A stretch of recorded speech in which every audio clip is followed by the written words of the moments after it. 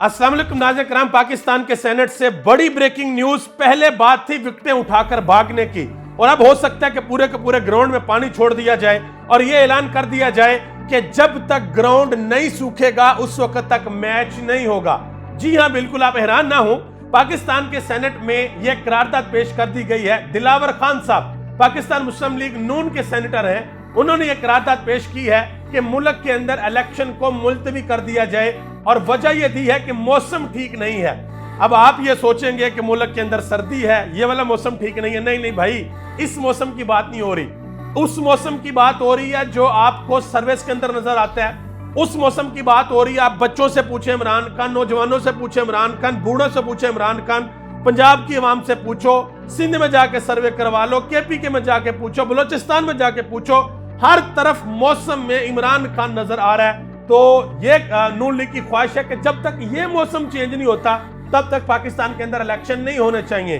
अब सबसे बड़ा इम्तिहान है पाकिस्तान के चीफ जस्टिस का, क्योंकि उन्होंने ये बात कह रखी है कि इलेक्शन पत्थर पे लकीर है, 8 फरवरी को इलेक्शन होंगे। अगर किसी ने इलेक्शन के बारे में इधर उधर की नेगेटिव बात की तो उसके ऊपर तौहीन अदालत भी लग सकती है।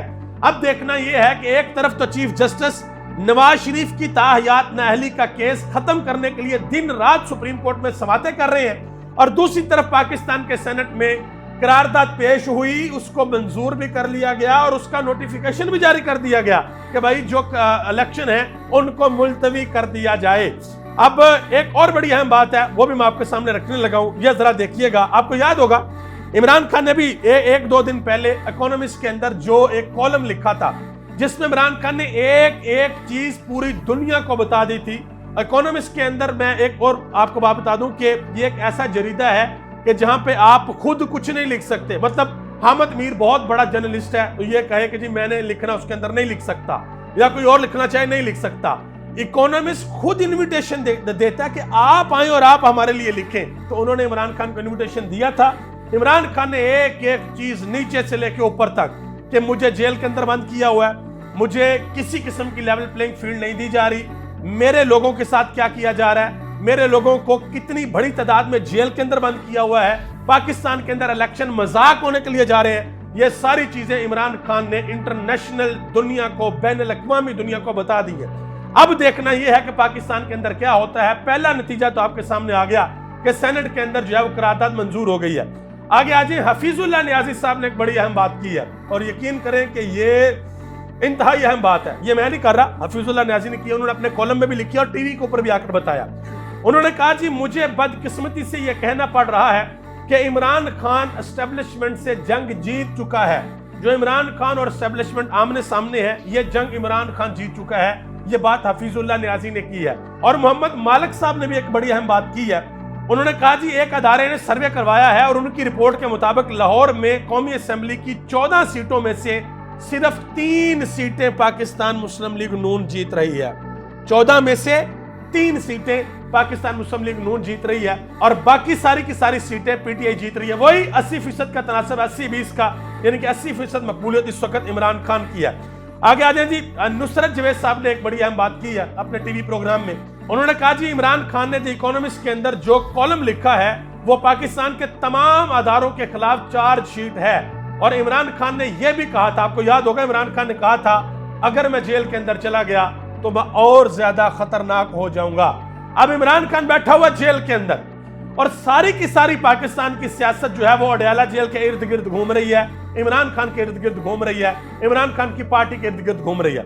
और दूसरी एक और बड़ी अहम खबर यह है कि पाकिस्तान तहरीक इंसाफ के वो कैंडिडेट्स, वो उम्मीदवार जिनके कागजात नामजदगी मुस्तरद हो गए थे, बड़ी तादाद में कागजात नामजदगी मंजूर होना शुरू हो गए हैं। और हो सकता है अगले 9-10 दिनों में आपको यह पता लगे कि जी 85% लोग ऐसे हैं जिनके कागजात नामजदगी बिल्कुल मंजूर हो गए हैं। और अगर कागजात नामजदगी मंजूर हो गए, फिर अगला प्रोसेस है टिकट वाला, उसमें भी मसले आएंगे। मैं पहले आपको बता रहा हूँ, टिकट जाके जमा करवाना होता है, तो हो सकता है कि रास्ते में पकड़ के टिकट फाड़ दिया जाए। तो इस पर भी पाकिस्तान तहरीक इंसाफ सोच रही है कि इसके ऊपर क्या स्ट्रेटेजी बनाई जाए। हामिद मीर साहब ने एक बड़ी अहम बात की है। उन्होंने कहा जी मुझे यकीन नहीं था कि 70 साल का बुजुर्ग चौधरी परवेज इलाही भी इमरान खान के साथ सीसा पलाई दीवार की तरह डट जाएगा, खड़ा हो जाएगा। उन्होंने कहा बस सलाम पेश करता हूं चौधरी साहब को, जिन्होंने बहादुरी से वफा इमरान खान के साथ निभाई है। अदनान आदल साहब ने एक ट्वीट किया, उन्होंने कहा जी दुनिया के अंदर दो मॉडल्स की एग्जाम्पल है। एक मॉडल वो है जो मलेशिया के अंदर लगाया गया और दूसरा मॉडल वो है जो मिस्र के अंदर लगाया गया।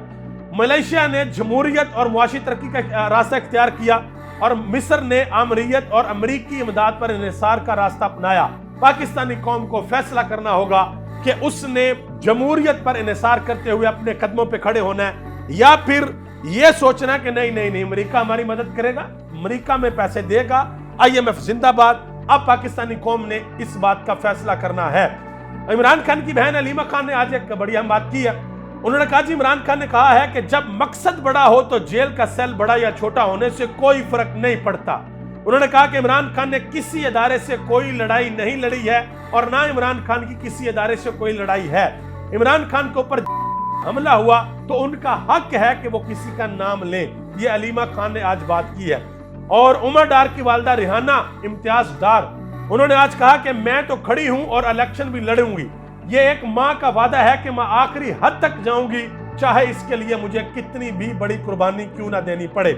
और इस्लामाबाद से जो 3 हल्के हैं नेशनल असेंबली के, तीनों के तीनों हल्कों के ऊपर पाकिस्तान तहरीक इंसाफ के जो उम्मीदवार हैं शुएब शाहीन, उनके कागजात नामजदगी मंजूर कर लिए गए हैं। और आज बड़ी जबरदस्त और दिलचस्प सूरत हाल पैदा हुई जिस वक्त अदालत के अंदर शुएब शाहीन ने कहा कि ये आरोज खड़े हैं, इनसे पूछें कि इन्होंने मेरे कागजात नामजदगी क्यों मुस्तरद किए थे।